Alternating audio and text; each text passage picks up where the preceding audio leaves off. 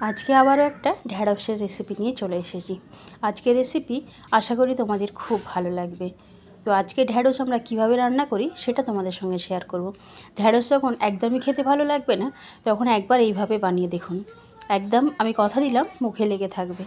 একবার বানালে বারবার বানানোর রিকোয়েস্ট আসবে। চলো কথা না বাড়িয়ে মূল ভিডিওতে যাই, কিভাবে বানাই দেখতে থাকো। Welcome back to my channel. আমার চ্যানেলে তোমাদের সবাইকে আবারও একবার স্বাগত জানিয়ে আজকে নতুন স্বাদের রেসিপি নিয়ে চলে এসেছি। আসসালামু আলাইকুম বন্ধুরা, কেমন আছো? আশা করি তোমরা সবাই ভালো আছো আর আমিও আল্লাহর রহমতে ভালো আছি। তো আজকে চলে এসেছি তোমাদের সামনে ঢ্যাঁড়সের একটা নতুন রেসিপি নিয়ে। আশা করি রেসিপিটা তোমাদের খুবই ভালো লাগবে। আর ভালো লাগলে সুন্দর করে একটা কমেন্ট করো, লাইক দিয়ে ভিডিওটা কন্টিনিউ করো। ভিডিওটা পুরো দেখার অনুরোধ রইল। প্রথমে দেখাচ্ছি তোমাদেরকে যে আমি ঢ্যাঁড়সটা আগেই ধুয়ে জল ঝরিয়ে রেখেছিলাম, তারপর কিন্তু কেটেছি। আমি যখন ঢ্যাঁড়সটাকে কেটেছি তখন কিন্তু ঢ্যাঁড়সে একটু জল ছিল না। তো অবশ্যই একটু শুকনো করে নেওয়ার চেষ্টা করতে হবে। তো জল ঝরিয়েই কিন্তু ঢ্যাঁড়সটা কাটতে হবে, না হলে জল জলে ভাব থাকলে ঢ্যাঁড়সের ভিতরে যে হড়হড়ে একটা ভাব থাকে সেটা কিন্তু দ্বিগুণ বেড়ে যায়। সেই জন্যে জলটা শুকিয়ে যদি ঢ্যাঁড়সটা কাটা যায় তাহলে অতটা হড়হড় করে না। তো দেখো আমি তোমাদের সঙ্গে কথা বলতে বলতে কিন্তু কড়াই বসিয়ে দিয়েছি, আর আমি আজকে রান্নাটা এই ঢ্যাঁড়স ভাজাটা এখন সাদা তেলেই করছি। তোমরা চাইলে এখানে সরিষার তেলও করতে পারো। তো আমি সাদা তেল বসিয়ে দিয়েছিলাম, যে ঢ্যাঁড়সটা কেটে রেখেছি এটা আমি দিয়ে হালকা করে একটা ভেজে নেব। খুব বেশি ডিপ করে ভাজার দরকার নেই, সবুজ রঙটাকে বজায় রেখেই হালকা করে একটু নাড়াচাড়া করে নেব, যাতে ঢ্যাঁড়সের যে হড়হড়ে ভাব থাকে সেটা কমে যায়। আর অনেকেই ঢ্যাঁড়সের এই হড়হড়ে ভাবের জন্যে ঢ্যাঁড়স খেতে চায় না। যেমন আমার বাড়িতেই কয়েকজন আছে ঢ্যাঁড়সের এই হড়হড়ে ভাবের জন্যে ঢ্যাঁড়সকে একদমই পছন্দ করে না। তো তাদেরকে বলবো এইভাবে একবার বানিয়ে দিন, অবশ্যই খাবে। তো দেখতেই পাচ্ছ আমি সবুজ রঙটাকে বজায় রেখে আমি কিন্তু ঢ্যাঁড়সটা ভেজে তুলে নিয়েছি। খুব বেশি কিন্তু ভাজার দরকার নেই, দেখতেই পাচ্ছ। তো সাদা তেলে আমি ঢ্যাঁড়সটা ভেজে নিয়েছি, তারপর এখানে সরিষার তেল দিয়ে বাকি রান্নাটা করব। তো এখানে আমি প্রয়োজন মতো আমার তেল দিয়ে দিয়েছি। এখানে ফোড়নে দিলাম গোটা জিরে আর শুকনো গোটা লঙ্কা, আর দিলাম একটা মিডিয়াম সাইজের পেঁয়াজ কুচি। এটা খুব ভালো করে ভাজা ভাজা করে নেব পেঁয়াজটা। তো যারা নতুন বন্ধু আছে আমার চ্যানেলে ভিডিও দেখো অথচ চ্যানেল সাবস্ক্রাইব করোনি, অবশ্যই চ্যানেলটাকে সাবস্ক্রাইব করে পাশের বেলটাকে প্রেস করে রেখো, তাহলে আমার বানানো প্রত্যেকটা ভিডিও তোমাদের কাছে সবার আগে পৌঁছে যাবে। তো দেখতেই পাচ্ছ এখানে খুব সুন্দর করে আমি পেঁয়াজটা ভালো করে ভেজে নিয়েছি, আর একটু মাঝখানে জলও দিয়েছি একটু আদা গ্রেট করে দিয়ে, যাতে নিচ থেকে না ধরে যায় সেই জন্যে একটু জল দিয়ে কিন্তু আমি নাড়াচাড়া করেছি।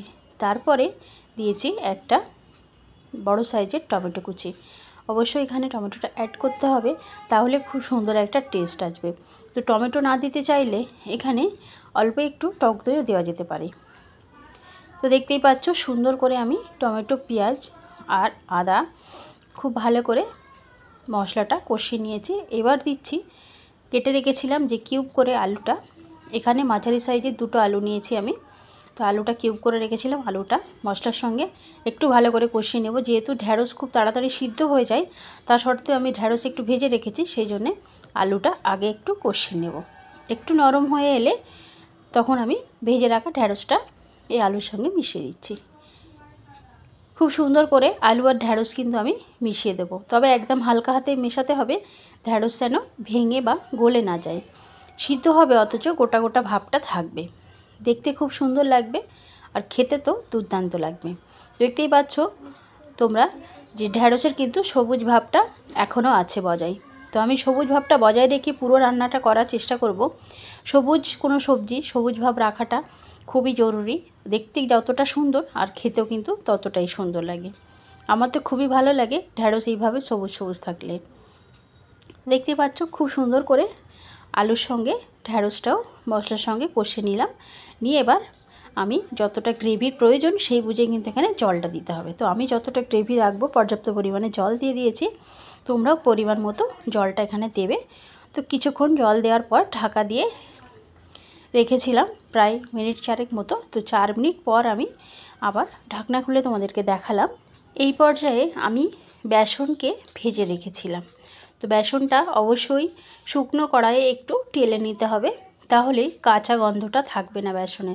অবশ্যই এখানে 1.5 চামচ পরিমাণ বেসন আমি মিশিয়েছি। তোমরা ঢ্যাঁড়সের পরিমাণ বুঝে এখানে বেসনটা মেশাবে। তবে বেসনটা মেশানোর আগেই বেসনটা কিন্তু ভেজে নিতে হবে, তা না হলে একটা কাঁচা কাঁচা গন্ধ ছাড়বে। বেসনের একটা কাঁচা গন্ধ থাকে, সেটা কিন্তু তরকারির মধ্যে থেকে পাওয়া যাবে। তো যাতে বেসনের কোনো গন্ধ না থাকে, বেসনটা আমি ভেজে তো নিয়েইছি, আর এখানে দিলাম একটু লেবুর রস। অবশ্যই এখানে লেবুর রসটা দেবে, তাহলে একটা চটপটা টেস্ট আসবে ঢ্যাঁড়স থেকে। আর ওই যে বেসন দিলাম, বেসনে কোনো গন্ধটাও থাকবে না। বেসন লেবু খুব ভালো করে ঢ্যাঁড়সের সঙ্গে মিশিয়ে নিয়েছি। সেটা অবশ্যই হালকা হাতে মেশাতে হবে, তা না হলে ঢ্যাঁড়স কিন্তু এই পর্যায়ে পুরোপুরি সিদ্ধ হয়ে গেছে, ঢ্যাঁড়সটা কিন্তু ভেঙে যাবে। ভেঙে বা গলে গেলে দেখতে কিন্তু একদমই ভালো লাগবে না। দেখতেই পাচ্ছ একদম শেষ পর্যায়ে চলে এসেছি। তবে দেখতে যতটা সুন্দর হয়েছে, খেতে কিন্তু একদম দ্বিগুণ হয়েছিল। অসাধারণ স্বাদে একদম ঢ্যাঁড়স। তো এইভাবে একবার বানিয়ে দেখতে পারো যে কেমন লাগে। অবশ্যই ঢ্যাঁড়সটাকে এইভাবে রেসিপি বানিয়ে খেয়ে দেখো, তারপর আমাকে কমেন্ট করে জানিও যে কেমন লাগলো। আশা করি তোমাদের ভালো লাগবে খুবই। তো একদম যখন ঢ্যাঁড়স কারোরই খেতে ভালো লাগবে না, তখন সেই পর্যায়ে এসে এইভাবে ঢ্যাঁড়স বানিয়ে যদি খাওয়া যায়, সত্যিই অসাধারণ লাগে খেতে।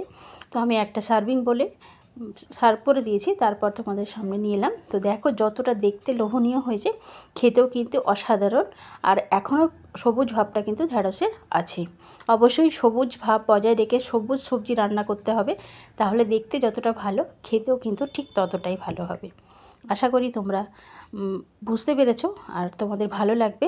অবশ্যই একটা সুন্দর কমেন্ট করে লাইক করে দিও। আর যারা পুরানো বন্ধু আছো তাদেরকে অনেক অনেক ভালোবাসা, আর নতুন বন্ধু যারা আছো তাদেরকে অনেক ভালোবাসা। অবশ্যই আমার চ্যানেলে থেকো, আমার পাশে থেকো। তো ভিডিওটা দেখার জন্য অনেক অনেক ভালোবাসা। সবাই ভালো থেকো, সুস্থ থেকো। দেখা হবে নেক্সট কোনো ভিডিওতে। ততক্ষণ সবাই ভালো থেকো, সাবধানে থেকো।